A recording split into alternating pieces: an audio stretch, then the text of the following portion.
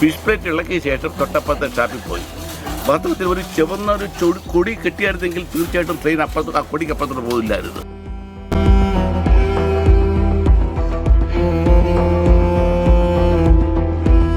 India കണ്ട ഏറ്റവും വലിയ ദുരന്തം അഷ്ടമുടി കായൽ. അതെ, പെരുമൺ ദുരന്തത്തിന് ഇന്ന് 38 വയസ്സ്.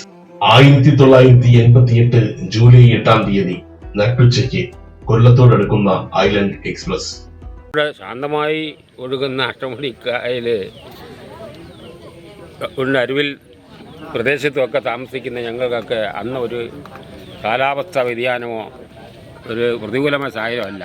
പക്ഷേ ആ ബോഗികൾ വന്ന് 4 മുമ്പോട്ട് പോയിട്ട് ബാക്കി 10ഓളം ബോഗികൾ വെള്ളത്തിൽ പതിക്കുകയായിരുന്നു. എത്രയോ ആത്മാക്കൾ, അതായത് 105 പേര് മരിച്ചു.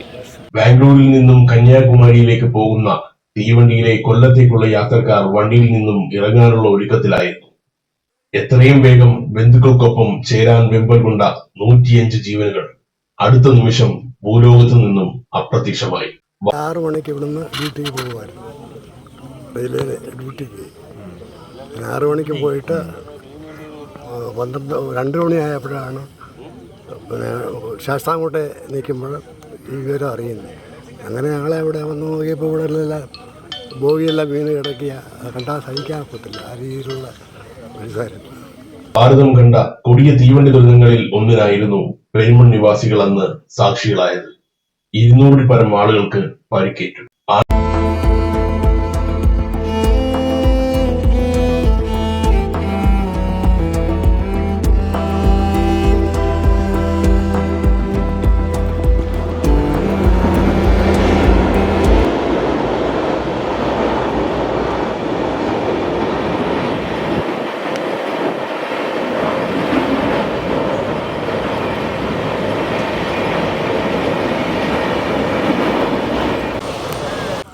രാജ്യത്തെ നടുക്കിയ പെരുമൺ തീവണ്ടി ദുരന്തത്തിന് 38 വർഷം പിന്നിടുകയാണ്. ബാംഗ്ലൂരിൽ നിന്നും തിരുവനന്തപുരത്തേക്ക് പോയ ഐലൻഡ് എക്സ്പ്രസ്സാണ് അപകടത്തിൽപ്പെട്ടത്. 105 പേർ മരിക്കുകയും 200ഓളം പേർക്ക് പരിക്കുകയും പറ്റുകയും ചെയ്ത കേരളം കണ്ട ഏറ്റവും വലിയ ദുരന്തം. ഈ ദുരന്തത്തിൻ്റെ യഥാർത്ഥ കാരണം ഇന്നും കണ്ടുപിടിക്കപ്പെട്ടിട്ടില്ല. അന്ന് റെയിൽവേ സേഫ്റ്റി കമ്മീഷണർ സൂര്യനാരായണൻ വന്നു. അദ്ദേഹം ആദ്യമേ റെയിൽവേയുടെ അനാസ്ഥ കൊണ്ടാണ് അപകടം സംഭവിച്ചത് എന്ന് പറഞ്ഞു എങ്കിൽ തന്നെയും അന്തിമ റിപ്പോർട്ടിൽ ടൊർണാഡോ അഥവാ ചുഴലിക്കാറ്റാണെന്ന് പറഞ്ഞ് അദ്ദേഹം ഒഴിഞ്ഞു മാറുകയാണ് ചെയ്തത്. ജനരോഷം ഉയർന്നപ്പോൾ വീണ്ടും ഒരു കേന്ദ്ര ഗവൺമെൻറ് വീണ്ടും ഒരു അന്വേഷണ കമ്മീഷനെ നിയമിച്ചു. റിട്ടയർഡ് എയർ മാർഷൽ CS നായിക്കായിരുന്നു. അദ്ദേഹവും റെയിൽവേയുടെ മുഖം രക്ഷിക്കുന്നതിന് വേണ്ടി ടൊർണാഡോയെ പഴിയത് അദ്ദേഹം പിന്മാറുകയാണ് ചെയ്തത്. വാസ്തവത്തിൽ അന്ന് ഈ കായലിൽ പണിയെടുത്ത മത്സ്യത്തൊഴിലാളികളുണ്ട്, മണൽ വാരുന്ന തൊഴിലാളികളുണ്ടായിരുന്നു, ചകിരി പിരിക്കുന്ന തൊഴിലാളികൾ തൊട്ട് കരയ്ക്കുണ്ടായിരുന്നു. അവരുടെ ഒരു ചകിരിനാര് പോലും ഈ കൊടുങ്കാറ്റിൽ ഉയർന്നില്ല. ഒരു മത്സ്യത്തൊഴിലാളിയുടെ ബോട്ടോ ഈ വള്ളങ്ങളോ ബോട്ടോ ഒന്നും ഈ ടൊർണാഡോയിൽപ്പെട്ട് മുങ്ങിയില്ല.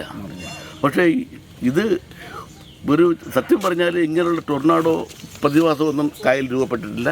ഇത് മനഃപൂർവ്വം റെയിൽവേ രക്ഷിക്കാനുള്ള ഒരു രക്ഷിക്കഥകളെ പോലും വെല്ലുന്ന രീതിയിലുള്ള ഒരു അന്വേഷണ റിപ്പോർട്ടാണ് ഈ കെട്ടുകഥ. അന്ന് റെയിൽവേ ജീവനക്കാർ റെയിൽവേ പാളത്തിൽ പണിയെടുത്തിരുന്നു. ഇപ്പോൾ 2 പാളങ്ങളുടെ അപ്പുറം നട്ടും ബോൾട്ടോട്ട് മുറുക്കുന്ന സാധനമുണ്ട്, അത് ഫിഷ് പ്ലേറ്റ് എന്ന് പറയും. ഫിഷ് പ്ലേറ്റ് ഇളക്കിയ ശേഷം തൊട്ടപ്പുറത്തെ ഷാപ്പിൽ പോയി. വാസ്തവത്തിൽ ഒരു ചുവന്ന ഒരു കൊടി കെട്ടിയായിരുന്നെങ്കിൽ തീർച്ചയായിട്ടും ട്രെയിൻ ആ കൊടിക്ക് അപ്പുറത്തോട്ട് പോകില്ലായിരുന്നു.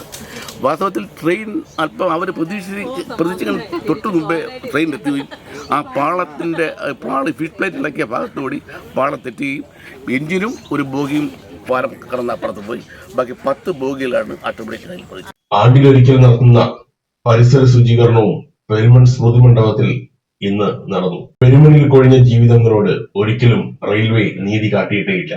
തങ്ങൾ കൊല്ലപ്പെട്ടത് ആരുടെ ഭാഗത്തു നിന്ന് വന്ന പിഴവിനാൽ? ആ ചോദ്യത്തിനുത്തരം 38 വർഷത്തിനപ്പുറവും ദുരൂഹമായി തന്നെ തുടരുന്നു. റെയിൽവേ യാത്രക്കാരെ സംബന്ധിച്ചോളം പെരുമൺ ദുരന്തം ഇപ്പോഴും ഒരു വലിയ ഭീകരമായി തന്നെ നിലനിൽക്കുകയാണ്. ഈ ദുരന്തം അനുസ്മരിക്കുമ്പോൾ, പെരുമൺ ദുരന്തം അനുസ്മരിക്കുമ്പോൾ റെയിൽവേ യാത്രക്കാരെ സംബന്ധിച്ച് ഞങ്ങൾക്ക് ആവശ്യപ്പെടാനുള്ളത്, റെയിൽവേ സുരക്ഷിതത്വത്തിന് വലിയ പ്രാധാന്യം കൊടുക്കണം. കാര്യം അപകടങ്ങൾ നിരന്തരം, ഇത് ഒരു ഒറ്റപ്പെട്ട സംഭവമല്ല. ഇന്ത്യയിലാകമാനം റെയിൽവേ അപകടങ്ങൾ ഒരു തുടർക്കഥയായി തന്നെ ഇപ്പോഴും നടക്കുന്നുണ്ട്. അപ്പോൾ റെയിൽവേ ആധുനിക സിഗ്നലിംഗ് സംവിധാനം ഏർപ്പെടുത്തി ഈ ദുരന്തങ്ങൾ ഉണ്ടാകാതിരിക്കാൻ. കാരണം മറ്റു ലോകത്തെ രണ്ടാമത്തെ റെയിൽ ഗതാഗതം ഇന്ത്യയിലാണ്. ആ റെയിൽവേക്ക് സുരക്ഷിതത്വത്തിൻ്റെ കാര്യത്തിൽ ഒരു വലിയ പ്രാധാന്യം കൊടുക്കുന്നതായി കാണുന്നില്ല. പക്ഷേ ആധുനികമായ സിഗ്നലിംഗ് സംവിധാനമടക്കം ഏർപ്പെടുത്തി ഇങ്ങനെയുള്ള അപകടങ്ങൾ ഉണ്ടാകാതിരിക്കാൻ റെയിൽവേ ഇനിയെങ്കിലും മുന്നോട്ട് വരണം.